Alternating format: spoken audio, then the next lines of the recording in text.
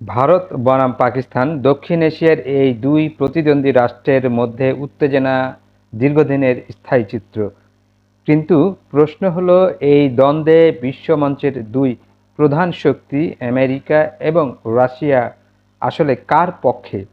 আজকের এই বিশ্লেষণে আমরা দেখব ইতিহাস, ভূ-রাজনীতি, অর্থনীতি ও কূটনৈতিক বাস্তবতার ভিত্তিতে কে কাকে সমর্থন করে আর ভবিষ্যতে এই সমর্থন কোন দিকে গড়তে পারে।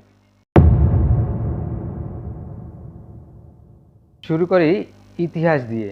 শীতল যুদ্ধের সময় রাশিয়া ছিল ভারতের ঘনিষ্ঠ মিত্র। 1971 সালের বাংলাদেশ মুক্তিযুদ্ধে রাশিয়া ভারতের পক্ষে ছিল।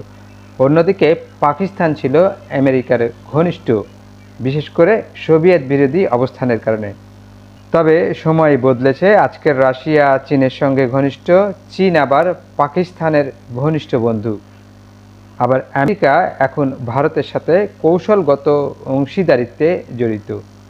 তাহলে পরিস্থিতি কি পুরোপুরি বদলে গেছে? বর্তমানে ভারত ও আমেরিকার মধ্যে বাণিজ্যিক, সামরিক ও প্রযুক্তি সহযোগিতা প্রতিনিয়তই বাড়ছে। কোয়াড মিশন, 2+2 সংলাপ এবং সামরিক চুক্তিগুলো এর প্রমাণ। অন্যদিকে পাকিস্তান এখন আমেরিকার কাছে কূটনীতিকভাবে কিছুটা দূরে সরে গেছে, বিশেষ করে আফগানিস্তান ইস্যুতে দ্বন্দ্বের পর। তবে মার্কিন ড্রোন সহায়তা ও কিছু নিরাপত্তা সহযোগিতা এখনও বিদ্যমান। রাশিয়ার দিকে তাকালে দেখা যায় ভারত এখনও রাশিয়ার অন্যতম বড় অস্ত্র ক্রেতা। তবে ইউক্রেন যুদ্ধের পর থেকে রাশিয়া পাকিস্তানের দিকে সামরিক সহযোগিতা বাড়াতে শুরু করেছে, যা আগে দেখা যেত না। এক কথায় বলতে গেলে আমেরিকা কৌশলগতভাবে ভারতের পাশে, কারণ ভারতকে তারা চীনের প্রভাব কমাতে ব্যবহার করতে চায়। আর রাশিয়া ঐতিহাসিকভাবে ভারতের মিত্র থাকলেও বর্তমানে কিছুটা ভারসাম্য বজায় রাখছে, বিশেষ করে চীন ও পাকিস্তানের প্রভাবে।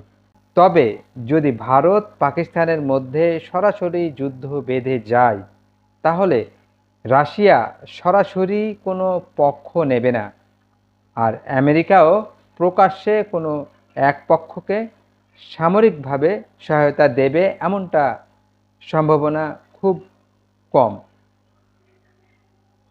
আর আমেরিকাও প্রকাশ্যে কোনো এক পক্ষকে সামরিকভাবে সহায়তা দেবে এমনটা সম্ভাবনা খুবই কম। চীন যদি পাকিস্তানকে সরাসরি সমর্থন দেয়, তাহলে ভারত আমেরিকার উপর আরও নির্ভরশীল হয়ে উঠবে, আর রাশিয়া নিজেকে নিরপেক্ষ দেখাতে চেষ্টা করবে। যদিও দীর্ঘমেয়াদে তারা ভারতের অস্ত্র বাজার হারানোর ঝুঁকিতে পড়তে পারে। সবশেষে বলা যায়, ভারত পাকিস্তান দ্বন্দ্বে আমেরিকা ও রাশিয়ার অবস্থান আসলে কৌশল, অর্থনীতি, অঞ্চলভিত্তিক ভারসাম্যর খেলা।